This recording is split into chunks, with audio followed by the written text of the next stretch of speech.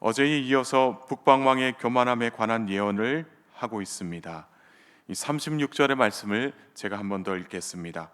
그 왕은 자기 마음대로 행하며 스스로 높여 모든 신보다 크다 하며 비상한 말로 신들의 신을 대적하며 형통하기를 분노하심이 그칠 때까지 하리니 이는 그 작정된 일을 반드시 이루실 것임이라.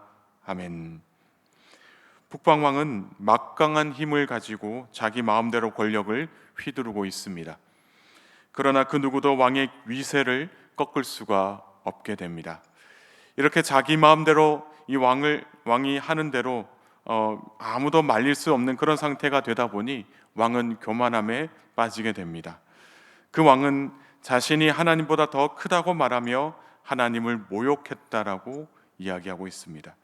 이 개역 성경에서는 그가 비상한 말로 신들의 신을 대적했다라고 기록하고 있는데, 이것을 새 번역을 통해서 읽어보면 그가 괴상한 말로 하나님을 대적했다라고 이야기하고 있습니다.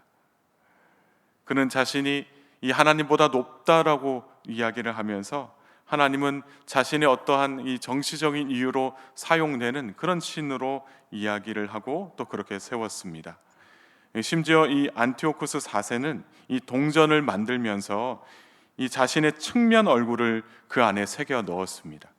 그리고 그 둘레에는 신의 명백한 현현이라는 의미를 가지고 있는 이 문구를 그 안에 새겼는데, 이 데우스 에피파네스라는 그 문구를 그 안에 새겨 넣었습니다. 이토록 자신을 신격화했고 또 하나님을 모욕하는 그런 교만함을 저질렀습니다. 그런데 이렇게 교만하게 살아가는 것도 정해진 시간이 있다라는 것입니다. 영원하지 않고 하나님의 심판이 임하게 되면, 그때가 오면 그의 형통한 삶도 이제 끝나게 될 것이다라고 이야기하고 있습니다. 우리가 이 세상에서 살다 보면 악인이 어떻게 저렇게 형통하게 살아갈까라고 생각을 하게 됩니다. 또 그들이 형통하게 살아가게 되면 우리의 마음이 굉장히 낙심이 되고 또 시험에 빠지기도 합니다. 그러나 그들을 부러워하거나 또 그들로 인해서 우리가 시험에 빠질 필요가 없는 것은 그들도 유한한 인간이다라는 것이죠. 그들의 삶을 통해서 우리가 낙심되고 실망한 것이 아니라 오직 하나님을 붙들 수 있는 믿음의 사람이 되어야 한다라는 것을 말씀하고 있습니다. 그렇게 이 안티오쿠스 4세가 스스로를 신들보다 높이며 살아가게 된다라고 이 성경에서 이야기하고 있는데, 심지어 그의 조상들이 섬기던 신들이나 여인들이 사모하는 신들을 섬기지 않을 것이고 또 그 어떤 신도 섬기지 않을 것이라고 성경에서는 말하고 있습니다. 이 대신에 강한 신을 만나게 되면 그가 공경하게 될 것이다 라고 말씀하고 있습니다. 여기서 강하다라는 말은 이 전쟁에서 주로 사용하는 말인데, 이 전쟁에서 강하게 하는 신, 나를 강하게 하는 그 신을 이야기하는 것입니다. 그래서 이 북방왕이 전쟁의 신을 섬기게 될 것이다 라고 이야기를 하게 되죠. 북방왕은 포악하고 사나워서 이 다른 신들보다 전쟁의 신을 선호하게 된다라는 것이죠. 그래서 그는 전쟁의 신을 힘입어서 크게 견고한 산성들을 점령하게 될 것이다 라고 말씀하고 있습니다. 그렇게 그가 점령한 곳은 자신을 인정해주고 또 자신을 따르는 자들에게 뇌물을 받고 나누어 주어서 다스리게 한다라고 말씀하십니다. 그렇게 이 세상을 다 가진 것처럼 살면서 교만하게 살아가던 그 북방왕이 이 최후를 맞이하게 되는데, 오늘 본문 40절에서 이 45절의 말씀은 이 북방왕의 최후가 어떻게 되는지를 설명하고 있습니다. 이 마지막 때가 되면요, 남방왕이 북방왕을 도발한다라고 기록되어 있습니다. 그래서 이 북방왕은 병과와 마병과 이 많은 배를 가지고 남방왕을 맞서기 위해서 나아가게 되는데요. 그렇게 이 남방왕을 향해서 나가면서 이 지나가는 그 도시들이 있는데, 이 북방왕이 휩쓸고 지나간 자리에는 아무것도 남지 않게 될 것이다 라고 이야기를 하고 있습니다. 마치 이 폭풍이 휩쓸고 지나가는 자리처럼 홍수로 인해서 이 물이 휩쓸고 지나간 그 자리처럼 그렇게 아무것도 남지 않게 될 것이다라고 이야기를 합니다.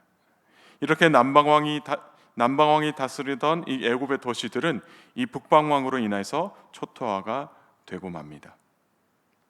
그리고 그는 영화로운 땅인 이스라엘 땅으로도 지나가게 되는데, 다만 에돔과 모압과 암몬 자손만이 그의 손에서 벗어날 수 있었다라고 기록하고 있습니다. 이렇게 승승장구하고 있을 때 이 동북에서 들려오는 소문들이 있었습니다. 이 타국으로 원정을 떠난 뒤 본국에서 들려오는 소문이 있었는데, 어떤 소문이었냐면 이 반역하는 무리들이 있었다라는 것이죠. 그 소문을 듣고 화가 나서 가서 무리들을 다 죽이고 멸망시켜야겠다라는 그런 생각을 합니다. 그리고 이렇게 돌아가던 중에 바다와 영화롭고 거룩한 산 사이에서 장막을 치고 있었으나 결국 그곳에서 허무하게 죽고 만다라고 이야기를 합니다. 거기에 아무도 도울 수 있는 사람이 없고 그냥 그 스스로 그곳에서 멸망당한다라는 것이죠. 실제로 안티오쿠스 4세는 이 페르시아 엘리마이스라는 이 도시를 약탈하다가 실패하게 됩니다. 또 그 싸움에서 많은 병력을 잃게 되는데요, 그 충격이 있고 얼마 지나지 않아서 한 가지 소식을 듣게 되는데, 거기에 유대로 간 자신의 부하들이 전투에서 졌다라는 그 소식을 듣게 됩니다. 이 소식을 듣고 굉장히 충격을 받아서 병석에 누웠으나 얼마 지나지 않아서 죽게 된다라고 그 역사적으로 기록이 되어 나와 있습니다. 이렇게 북방왕이 죽고 나서도 이후에 큰 환란이 찾아오게 될 것이다 라고 말씀하고 있는데요, 오늘 본문 12장 1절의 말씀을 함께 읽겠습니다. 그때에 내 민족을 호위하는 큰 군주 미가엘이 일어날 것이요 또 환란이 있으리니 이는 개국 이래로 그때까지 없던 환란일 것이며 그때에 내 백성 중 책에 기록된 모든 자가 구원을 받을 것이라. 아멘. 이 그때에라는 말은 이 종말의 때를 이야기하고 있습니다. 마지막 때를 이야기하고 있는 것이죠. 이 종말의 때가 오면 이스라엘 백성들에게 큰 환란이 찾아오게 될 것이다라고 말씀하고 있습니다. 우리가 살아가다 보면 이 어려움이 우리에게 찾아올 때가 있습니다. 이 어려움을 견뎌내면 이후에는 우리가 평안하게 살아갈 것처럼 생각이 들지만 또 그 이후에도 계속해서 우리에게 찾아오는 환란이 있다라는 것입니다.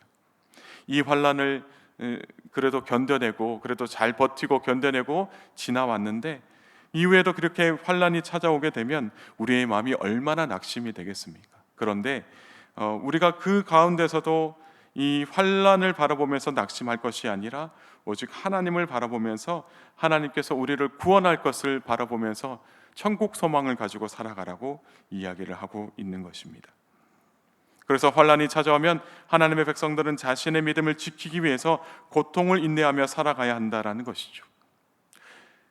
때로는 이 무자비한 억압 속에서도 믿음을 지킨 자들이 있었다라는 것이죠. 어떻게 인간의 연약한 몸을 가지고도 환란을 이겨낼 수 있을까? 우리가 생각을 해보면 결코 우리의 힘만으로 이 일을 감당해낸 것이 아니라는 것을 알 수가 있습니다. 그렇다면 무엇인가? 하나님께서 우리를 돕고 계신다는 것이죠. 하나님께서 영적으로 우리를 돕고 계신다는 것인데요, 본문 1절의 말씀을 보면 하나님은 자신의 백성들을 지키시고 보호하시기 위하여 이 천상의 존재인 미가엘을 보내셨다는 것이죠. 미가엘을 보내셔서 함께 싸우라고 이야기한 것이죠. 함께 믿음을 지키기 위하여 싸워 이기게 하셨다는 것입니다. 하나님의 심판의 때가 오면요, 우리가 이렇게 인내하면서 이것을 싸워야 하는 이유는 하나님의 심판의 때가 오면 하나님께서 가지고 계시는 그 책에 기록된 사람만이 구원을 받을 수 있기 때문에 우리가 마지막까지 믿음을 지키면서 살아가야 한다라고 말씀하고 있습니다. 때로는 우리가 이 환란을 우리 스스로 견뎌내야 할 것만 같은 그런 부담감으로 살아가지만 우리가 이 모든 것을 또 이겨 나가는 것이 아니라 우리만이 이것을 위해서 싸워 나가는 것이 아니라 하나님이 우리를 위해서 돕고 계신다라는 것이죠. 그것을 우리가 알고 있어야 한다라는 것입니다. 영적으로 우리를 돕고 계시는 그 하나님의 놀라운 능력을 따라서 우리가 살아가야 한다는 것입니다. 그것을 알고 날마다 천국 소망을 품고 살아가야 한다라는 이야기입니다. 그런데 이러한 사실을 악한 영들도 잘 알고 있다라는 것이죠. 그래서 우리가 신앙을 지키지 못하도록, 믿음을 가지고 살아가지 못하도록 늘 우리를 핍박하고 우리를 유혹하고 시험에 걸려 넘어지게 한다라는 이야기입니다. 2절의 말씀을 제가 읽겠습니다. 땅의 티끌 가운데에서 자는 자 중에서 많은 사람이 깨어나 영생을 받는 자도 있겠고 수치를 당하여서 영원히 부끄러움을 당할 자도 있을 것이며, 이렇게 하나님의 심판이 우리에게 주어지면, 이 땅에 주어지면, 이 땅의 티끌 가운데서 자는 자 중에 많은 사람이 깨어나 영생을 받게 된다라고 이야기를 하고 있는데, 여기서 땅의 티끌이라고 이야기하는 것은 죽어서 땅에 묻힌 것을 이야기한 겁니다. 죽어서 땅에 묻혀 있는 자들이 하나님의 그 심판 때에 일어나서 구원을 받게 된다라는 이야기입니다. 그러나 다 구원을 받는 것이 아니다라는 것이죠. 마지막 때에 구원을 받는 자들이 있는가 하면 그렇지 못하고 수치를 당하는 자들도 있게 된다는 것이죠. 이 수치를 당하는 자들이 어떤 자들이냐? 하나님을 그동안 멀리하고 세상 속에서 죄악의 본성을 따라 살았던 그런 자들이다라는 겁니다.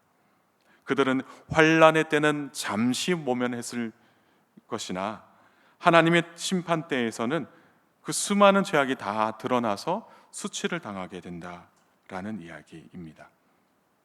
3절의 말씀을 우리가 함께 읽겠습니다. 지혜 있는 자는 궁창의 빛과 같이 빛날 것이요 많은 사람을 옳은 대로 돌아오게 한 자는 별과 같이 영원토록 빛나리라. 아멘. 이 지혜 있는 자는 궁창의 빛과 같이 빛난다라고 말씀하십니다. 자신의 생각과 판단을 의지하거나 세상의 힘을 의지하는 자들이 아니라 오직 하나님을 의지하는 자들이 지혜 있는 자들이라는 것이죠. 또한 이 지혜 있는 자들은 구원을 얻기 위해 자신뿐만이 아니라 다른 사람들도 그 하나님께로 돌아오게 한다라고 말씀하고 있습니다. 그리고 이들은 별과 같이 영원토록 빛나게 될 것이다라고 말씀합니다. 4절의 말씀을 마지막으로 함께 읽겠습니다. 다니엘아, 마지막 때까지 이 말을 간수하고 이 글을 봉함하라. 많은 사람이 빨리 왕래하며 지식이 더하리라. 아멘. 이 다니엘에게 말씀하시죠. 마지막 때까지 이 말을 간수하고 이 글을 봉함하라 라는 그 말씀입니다. 누구도 이 책을 열어 읽을 수 없도록 봉인하고 누구에게도 알려지지 않도록 비밀스럽게 간직하라는 그 말씀을 하고 계십니다. 사랑하는 성도 여러분, 세상은 점점 악해져서 하나님을 멀리하는 사람들이 점점 더 많아지고 있는 것 같습니다. 이러한 때에 믿음을 지키며 살아가는 우리 그리스도인들에게 소망이 되는 것은 마지막 때가 이르게 되면 하나님의 심판이 우리에게 있다라는 것입니다. 이 땅에 임하게 된다는 것이죠. 하나님의 심판이 이 땅 가운데 임하게 되면 믿는 자들은 구원을 얻게 될 것이고, 그동안 하나님을 멀리하고 믿음 없이 살아갔던 자들의 결국은 멸망에 이르게 된다라고 말씀하고 있습니다. 따라서 우리 오늘 하루도 우리는 믿음을 지키며 살아가는 자들이 되어 오직 천국 소망을 가지고 살아가야 할 줄 믿습니다. 그래서 오늘 하루도 우리의 믿음을 지키며 살아갈 때에 하나님께서는 오늘 또 성령님을 보내주셔서 우리의 영적 상태를 확인하시며 우리의 연약함을 도와주실 줄 믿습니다. 그 하나님과 함께 동행하며 믿음을 지키며 승리하는 복된 하루가 되기를 주님의 이름으로 축복합니다. 함께 기도하시겠습니다.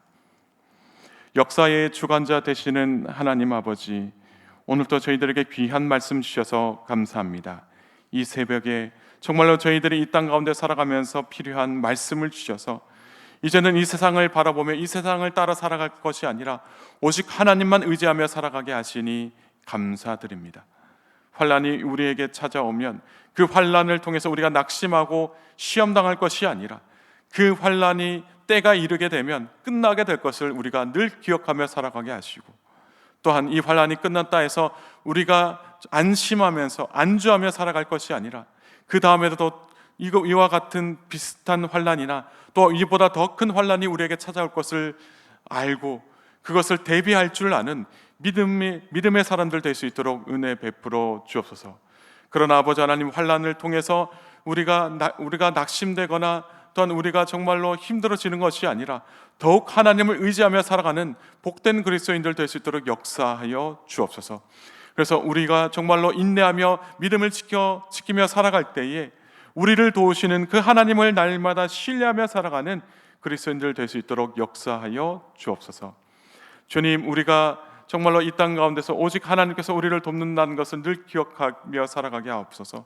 그 하나님의 은혜를 따라 살아가게 하시고, 무엇보다도 우리의 영적 상태를 확인하시며 연약함을 도우시는 그 하나님을 늘 의지하며 살아가는 복된 그리스도인들 되게 하옵소서.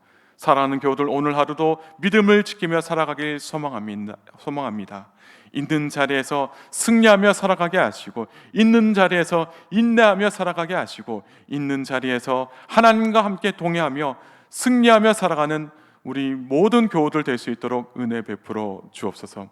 사랑하는 교우들의 건강을 지켜주시고, 사랑하는 교우들의 생업을 지켜주시며, 사랑하는 교우들의 가족들을 지켜 주옵소서. 그래서 오직 하나님이 우리와 함께 동행하시며 우리에게 한없는 은혜를 베풀어 주신다 믿음으로 고백하며 날마다 예배하며 살아가는 복된 그리스도인들 되게 하옵소서. 오늘 하루도 함께 하실 것을 믿사오며 살아서 역사하시는 우리 주 예수 그리스도 이름으로 간절히 기도드리옵나이다. 아멘.